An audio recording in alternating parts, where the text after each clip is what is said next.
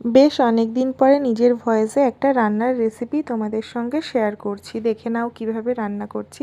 আমি রান্না করছি মাটন, আর এটা আমি সেদ্ধ করে না, কাঁচাই রান্না করছি।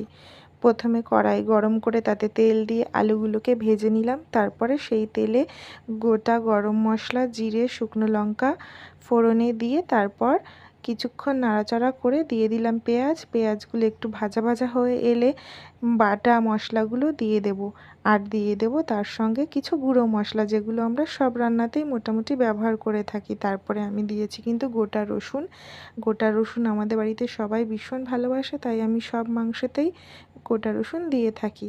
মাংসটা কষানোর কিছুক্ষণ পর ভেজে রাখা আলুগুলো দিয়ে দিলাম। তারপরে কষানো হয়ে গেলে গরম জল অ্যাড করে খানিকক্ষণ ঢেকে রাখবো। তারপরে প্রেসারে দিয়ে দিলাম 4টে সিটি। দেখো, লাস্টে দিয়ে দিলাম গরম মশলা। কেমন হয়েছে অবশ্যই জানিও। সবাই ভালো থেকো, টাটা।